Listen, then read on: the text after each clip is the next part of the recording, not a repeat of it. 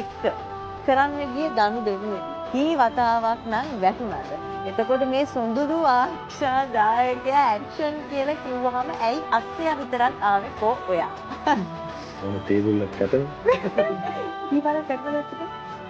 දැක්කම කියන්නේ 3-4 පාරක් කැටුණා. දෙපාරක් කැටුණා හොඳට. ඒක පාරක් ට්‍රේන් එකේ ඉන්නවා ඉතින් අර වෙලාව අයිතිකාරයා අක්ෂයා මම පෙර ගියා. ඊටසේ ඇක්ෂන් යද්දි මම රෙඩිලා හිටියා. දැන් ඉදි කතා කරන්න බෑනේ අක්ෂයා පිටිපස්සට මේ පැත්තේ ඒ පොත්තක් තියෙනවා යටට. ඇක්ෂන් කියන්නේ ටිකක් එද්දි මම බිම අක්ෂයත් එහෙම මේකට වැටිලා කොහොම අක්ෂයා නැගිට්ටා ඒත් එක්කම ඇක්ෂන් කිව්වා. එන්න දින්න කෑ ගන්න නේ සගියේටම කොල්ල බිම කිව්වා.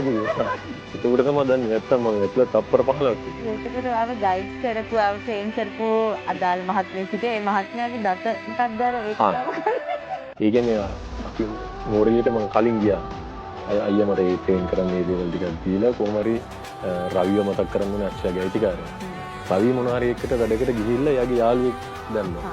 තාලා කිව්වා මේ කොහොමද කියලා එයාලා කියලා දෙනවා එක කියලා දෙද්දි කිව්වා මේ මම දැන් උඩ යනවා. මේ අච්චු රේස් එක දාපුවම මල්ලි දුක කරගෙන නැත්තම් එයා පිළිම ගිහලා හැප්පිලා මේ බට ඇනිලා එක දවසක් ගිහලා ඔහොම වැටිලා අර වංගුවේ තමයි වැටිලා ඉතිලේ ගියා කියලා. මම ඉතින් මම පුරුදු නෝද ඈ. කියලා ටිකක් දුර යද්දි පොර මන්තන් දුඩොක්ටක් දාලා සිටියා වගේ. මේ දත් ටික කියන නේද කියලා. බලගෙන දත් දෙකක් කියලා නේද? මමත් ඇතුළන්නේ.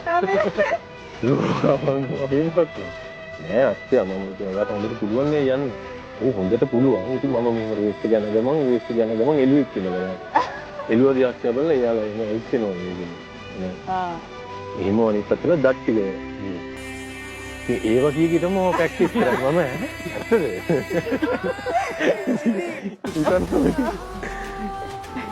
හොඳ සීන් වුණා. තමයි ඉතින් ඔය දකින්න සොඳුරු ඔයගලන් දකින්නනේ පික්චර් පර්ෆෙක්ට් සීන්ස් දකින්නේ. හැබැයි ඒ සීන්ස් හැදෙන අතරතුරේදී මේ වගේ අත්දැකීම් වලටත් මුණ දීලා තියෙනවා. ලේසි පහසු නෑ. රංගන ශිල්පියෙක් වෙනවා කියන එක, ශිල්පිනියක් වෙනවා කියන එක, කලාකාරියෙක් වෙනවා කියන එක මේ ඔක්කොම ගෝ ත්‍රූ කළා තමයි ඔය නිර්මාණ ඔයගලන්ට බාර වෙන්නේ. හරි.